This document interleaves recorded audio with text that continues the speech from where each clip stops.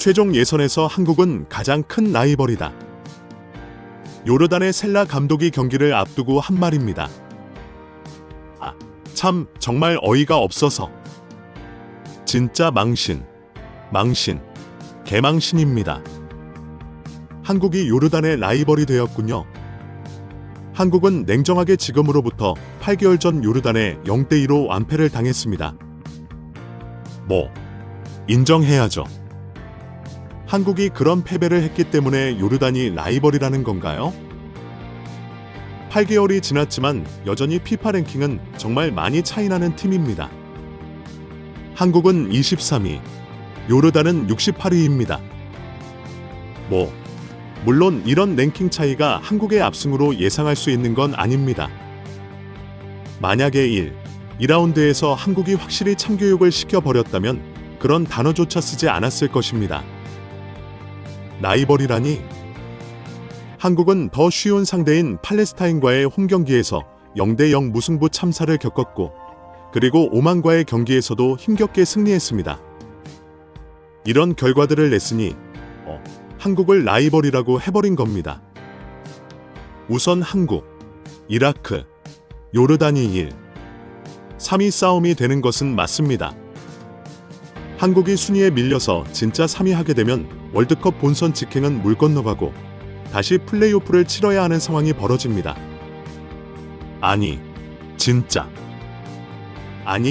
진짜 그걸 고려한다고? 보통은 이런 상황이면 감독 탓을 하고 감독을 비판하면서 좀 하라고 그럴 텐데 솔직히 그럴 마음도 없습니다. 나라 위에 봉사하고 있는 양반한테 뭘 바라겠습니까? 아직 2경기까지는 특별한 전술이 나오지도 않았고 대부분 전문가들은 울산 현대에서 이뤄낸 전술 정도를 국가대표에게 입힐 거라고 보더라고요. 자, 미리 각오하십시오. 퍽퍽한 경기들을 보실 수 있으니까요. 한국은 중동에서 많은 골을 넣은 적은 별로 없습니다. 2018년부터 보면요. 레바논 원정 경기 무득점, 이란 원정 경기 1득점. 의외로 2021년에 이라크 원정에서 3득점을 했습니다. 그리고 또 레바논 원정에 1득점, 시리아전 2득점, 아랍에미리트와의 무득점 패배도 했었습니다. 그리고 이번 오만전에서 참 힘겹게 3득점을 했죠. 사실 요르단이라면 한국이 이기는 건 물론이고 골이 3골은 나와야 하지 않겠습니까? 자, 가만히 있어 보자. 자, 요르단 잔디 어떤가요? 자, 김한 기자에 따르면 직접 잔디를 확인했고 나쁘지 않다고 전했습니다. 상암의 잔디를 나쁘지 않다고 한 적이 없거든요. 다시 말하면 요르단 경기장은 상암 잔디보다 훨씬 좋은 상태라고 보면 되겠죠. 경기장은 거의 80년대 동대문 운동장, 효창 운동장 같습니다. 요르단 국가는 면적 자체는 한국보다 살짝 작습니다. 인구는 1만 정도 되고요. GDP 5,000달러가 채 되지 않습니다. 그러니까 경기장이 아직 이런 상태죠. 자원 자체가 마땅치 않아서 성장하기가 매우 어려운 국가인데 시리아, 팔레스타인 난민들을 받아주기도 했습니다.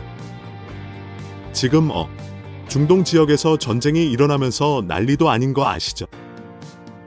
이스라엘이 레바논 도시에 미사일까지 쏘면서 엄청난 사상자가 발생하기도 하고 레바논에 거주하는 한국인들을 수송기를 보내서 구출해 오기까지 했습니다. 정말 위험하잖아요. 하필 길쭉한 이스라엘과 레바논 바로 옆에 요르단이 있다 보니까 전쟁 위험까지 걱정할 수밖에 없는데 요르단 감독이 인터뷰를 통해 중동이 불안하다고 하는데 요르단은 괜찮다. 한국에서도 많은 팬들이 온다고 들었다. 요르단에서 최고의 서비스를 제공할 것이다. 안전하게 경기를 관전하고 돌아갈 수 있을 것이라고 했습니다. 네. 참네. 감사합니다.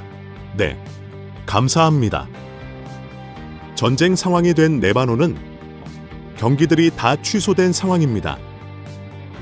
한국이 요르단과 경기하면서 손흥민이 빠진 것을 매우 관심을 가졌지만 요르단 입장에서는 다행스러운 상황이겠죠. 하지만 요르단 감독은 한국에는 손흥민이 아니어도 좋은 선수들이 많다면서 경계심을 늦추지 않았습니다. 요르단 기자들 입장에선 당연히 요르단이 좋은 성적 거두길 원할 테니까 홍명보 감독에게 별의별 질문을 다 했는데 그 중에 하나는 홍명보 감독을 제대로 염장지르게 해버린 질문을 던졌습니다. 한국 축구의 부패에 대해서 어떻게 생각하냐고 물어본 것입니다. 한국에서 축구협회의 문제를 부패라는 단어를 써보진 않았던 것 같은데 사실 행정적 부패가 맞긴 하잖아요. 네, 권력 남용이니 홍명보 감독은 페이스 관리를 잘하면서 그건 경기 외적인 이야기다. 중요한 건 우리 선수들의 경기다. 나는 감독으로서 내 역할을 정확하게 하려고 한다고 했습니다. 그래, 너네. 그래요. 자, 오히려 요르단에 살짝 겁을 주더라고요. 9월보다 우리 팀의 주축 선수들의 컨디션이 좋은 것 같다. 유럽과의 시차나 비행시간 등 경기 외적인 부분들이 편안했기 때문이다. 전체적으로 큰 부상이 없다는 것도 우리 팀의 긍정적이라고 생각하고 있다. 요르단이 침을 꼴깍 삼키겠지. 한국의 요르단 참사는 꼭 당시 선수들 간의 사고 발생 때문만은 아니었습니다. 그 경기에서 하필 김민재가 경고 누적으로 출전하지 못하게 되면서 역습을 막지 못했습니다. 센터백이 그때요. 김영권, 정승현이 이들이 아니라 김민재가 있었다면 어땠을까요? 김민재가 출전하는 경기에서 중동팀은 득점 확률이 정말 낮아집니다. 홍사과 센터백 출신이고 그 부분만큼은 매우 확고한 철학이 있을 거기 때문에 수비를 더 안정적으로 만들 수 있을 것으로 보이거든요. 요르단은 우선 주전 선수들을 다 모아놨습니다. 한국전에서 골도 넣었던 유일한 유럽파 알타마이가 지난달에 발목 인대 부상을 당하면서 교체되었는데 회복까지 시간이 꽤 필요한데도 대표팀에 소집되었습니다. 우선 구단에서 보냈다는 것은 지금은 별도의 의료 기록에 이상이 없나 보죠. 그리고 최전방 공격수도 갈비뼈 골절로 재활 중인데 소집이 된 상태입니다. 근데 우리가 진짜 요런 선수들까지 진짜 기억을 해야 합니까? 그냥 우리 선수들 잘하면 되죠. 많은 분들은 이 경기가 패하기를 바라는 분들도 있을 것입니다. 저는 죄송하지만 한국의 승리를 원하고 응원할 것입니다. 좀 모순이 있기도 할 텐데 감독과 선수를 별개로 보시죠. 네, 그럼 김민재가 못하고 수비가 불안하면서 실점을 하고 황인범, 이재성, 최고의 미드필더들이 있는데 중원에서 밀려서 고전하면서 창피를 당하게 한다고요? 파리 생제르맹의 핵심 선수 이강인이 있어도 팀이 패배할 수 있기를 바랍니까? 네, 진짜 그건 받아들일 수 없습니다. 사기 문제가 있잖아요. 거기다 선수들이 감독과 불화가 있지 않고 선수들이 이 경기를 이기려고 복수하려고 쏟아부을 텐데 어떻게 패배를 응원하겠습니까? 받을 거고 정말 갑자기 180도 바뀐 전술적 완성도가 나온다면 시선이 좀 달라질 수 있겠지만 그게 가능할 거라고 보는 전문가들은 거의 없었습니다. 손흥민이 함께하지도 않고 출전하지 않지만 경기는 10명이 하는 것이 아니기 때문에 손흥민 관리 차원에서 오히려 새로운 선수들에게 기회가 찾아왔습니다. 황희찬이 왼쪽 윙어로 나올 확률이 가장 높죠.